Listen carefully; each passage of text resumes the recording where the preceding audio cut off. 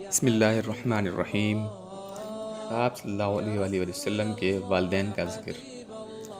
آپ صلی اللہ علیہ وآلہ وسلم کے والد کا نام عبداللہ ہے اور آپ عبد المطلب مذکور کے بیٹے ہیں۔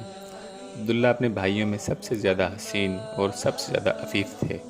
ان کے والد ان سے بڑی محبت کرتے تھے۔ اکثر مورخین کا بیان ہے کہ وہ حضور صلی اللہ علیہ وسلم کی حمل کی حالت میں وفات پا گئے تھے۔ بعض کہتے ہیں کہ حضرت صلی اللہ علیہ وآلہ وسلم کی پیدائش سے 2 ماہ بعد فوت ہوئے۔ حضرت عبداللہ نے اپنے ترکہ میں 5 اونٹ، ایک حبشی کنیز چھوڑی جس کا نام برکت اور کنیت ایمن تھی، اور بچپن میں یہی آپ صلی اللہ علیہ وسلم کی دایا تھی۔ آپ صلی اللہ علیہ وسلم کی والدہ ماجدہ کا نام آمنہ بنت وہب بن عبد مناف بن زہرہ بن کلاب ہے۔ حسب اختلاف مورخین، آپ صلی اللہ علیہ وسلم ربیع الاول کی 9 یا 10 یا 12 تاریخ کو پیر کے دن پیدا ہوئے۔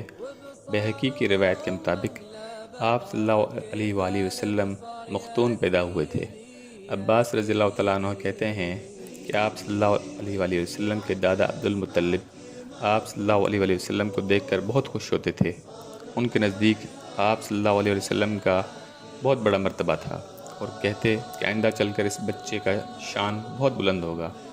بہقی نے یہ بھی ذکر کیا ہے کہ جس رات آپ صلی اللہ علیہ وسلم کی ولادت باسعادت ہوئی، کسرا کا محل لرز گیا، اس کے 14 کنگرے گر پڑے، فارس کی آگ جو ستواتر 1000 سال سے جل رہی تھی بجھ گئی، اور بحیرہ سادہ کا پانی خشک ہو گیا۔ 14 کنگرے گرنے سے اس طرف اشارہ تھا کہ اس خاندان سے کنگروں کی تعداد کے مطابق 14 مرد اور عورتیں بادشاہ ہوں گی۔ چنانچہ 4 سال کے عرصے میں ان کے 10 بادشاہ ہو گزرے تھے اور باقی حضرت عثمان رضی اللہ تعالیٰ عنہ کی خلافت تک پورے ہو گئے۔ امام احمد رحمۃ اللہ علیہ ارباز رضی اللہ تعالیٰ عنہ بن ساریہ سے روایت کرتے ہیں کہ حضرت صلی اللہ علیہ وسلم نے فرمایا، میں اللہ تعالیٰ کے نزدیک لوح محفوظ میں خاتم النبیین لکھا ہوا تھا، جبکہ آدم علیہ السلام ابھی تک گندی ہوئی مٹی کی صورت میں پڑے تھے۔ اس کا مطلب یہ ہے کہ میں ابراہیم علیہ السلام کی دعا، عیسیٰ علیہ السلام کی بشارت اور اپنی ماں کا خواب ہوں۔ انہوں نے خواب میں دیکھا تھا کہ ان سے ایک نور نکلا ہے جس سے شام کے محل چمک اٹھے ہیں۔ میسرہ زبی رضی اللہ تعالیٰ عنہ کہتے ہیں، میں نے پوچھا، یا رسول اللہ، آپ صلی اللہ علیہ وسلم کب نبی ہوئے تھے اور آپ صلی اللہ علیہ وسلم کب نبی لکھے گئے تھے؟ فرمایا، جب آدم علیہ السلام ابھی روح اور جسم کے درمیان تھے۔ ابن سعد روایت کرتے ہیں، حضرت صلی اللہ علیہ وآلہ وسلم کی والدہ نے فرمایا، جب آپ صلی اللہ علیہ وسلم پیدا ہوئے اس وقت مجھ سے ایک نور نکلا جس سے شام کے محل جگمگانے لگے۔ آپ صلی اللہ علیہ وآلہ وسلم صاف ستھرے پیدا ہوئے۔ آپ صلی اللہ علیہ وسلم کے جسم پر میل کو چیل متعلق نہیں تھا۔